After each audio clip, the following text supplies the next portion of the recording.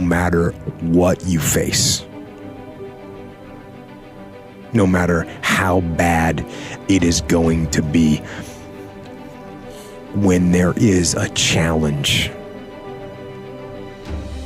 And by a challenge, I mean anything in life, any challenge, anything that you're facing. The only way to overcome the challenges that you face is to start walking. Take that step every day, no matter what you are facing. Get up and start walking. I have the ability to see the end before the beginning even begins. And what that means is I know that to get to the very end, I can see it right now. So before I went to Buds and I was losing all this weight, I saw myself walking across the stage at 191 pounds, 'cause that's what I had to get to get into the door. I saw myself 6 months, a year later, whatever it's gonna take me to do it, I saw myself walking across that stage, getting that certificate of graduation from Buds. And I was able to be there at 300 pounds. And that feeling, that I was nowhere near that feeling, I was able to put myself there 1,000,000 times every day. And that feeling of like, my God, that is gonna feel amazing. That's what made me suffer. That's what allowed the pain to be real and say, this is worth it. I want to feel for this next 18 months. It took me 18 months to finally become a Navy SEAL, to finally, just get through Buds. 18 months, it's 6 months. It took me 18. That's what woke me up every morning was, I'm gonna put myself through this much pain and suffering for a few seconds. That's all it is. A few seconds of joy. And it's so worth it, man. That's what people don't get. So I'm able to put myself at the finish line, even though I have no finish line, but at the finish line of an event before I even start to say, how are you gonna feel at the end of this? Visualizing is my biggest tool of life. That's what I've been able to put myself in cold water, put myself in a 100-mile race millions of times before I've done it. And I'm able to go through the race and see how I'm gonna feel at mile 50. Almost to the exact feeling. Right, so when it comes up, it's no surprise. It's no surprise. I've already done this 1,000,000 times. One of my weak points in my personal life is I don't like technical stuff. So even though I have to be on Twitter and Instagram and Facebook, I don't care for that. So guess what? I find somebody who loves to do that. I find somebody who has a strength where I will have a weakness, and I partner with them. All you're trying to do is get to the goal. No one gets there by themselves. Everybody needs help. Now, when you know what you got going for you, be confident, not cocky. Managing your strengths, knowing what they are, and don't let nobody talk you out of it. And that gets you fight ready. You get fight ready like that. You got to know you. Helps you develop your skills.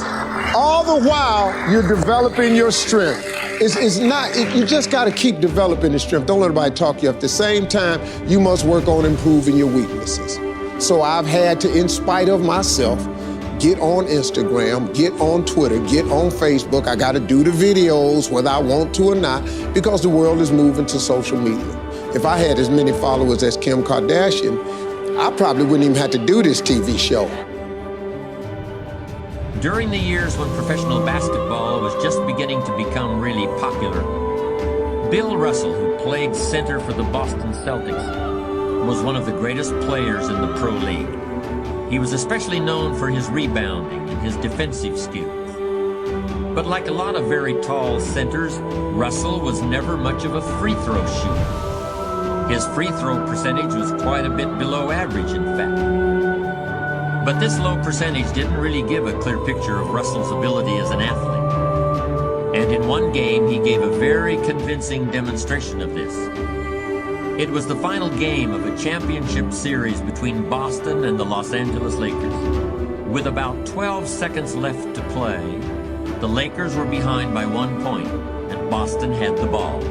It was obvious that the Lakers would have to foul one of Boston's players in order to get the ball back. And they chose to foul Bill Russell. This was a perfectly logical choice, since statistically, Russell was the worst free throw shooter on the court at that moment. If he missed the shot, the Lakers would probably get the ball back, and they'd still have enough time to try to win the game.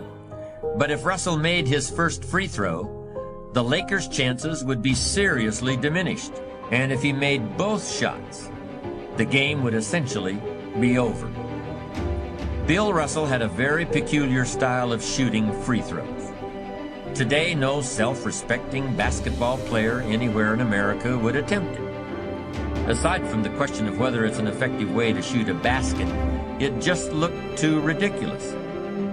Whenever he had to shoot a free throw, the 6'11" Russell would start off holding the ball in both hands about waist high. Then he'd squat down, and as he straightened up, he'd let go of the ball. It looked like he was trying to throw a bucket of dirt over a wall. But regardless of how he looked, as soon as Bill Russell was fouled, he knew the Celtics were going to win the game. He was absolutely certain of it. Because in a situation like this, statistics and percentages mean nothing. There was a much more important factor at work, something that no one has found a way to express in numbers and decimal points. Simply put, Bill Russell was a player who wanted to take responsibility for the success or failure of his team. He wanted the weight on his shoulders in a situation like this. No possibility for excuses, no possibility of blaming anyone else if the game was lost, no second guessing. Bill Russell wanted the ball in his own hands and nobody else's.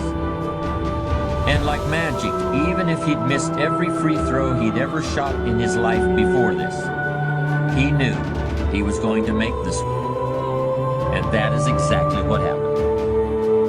That is what virtually always happens when a man or woman accepts responsibility eagerly and with confidence.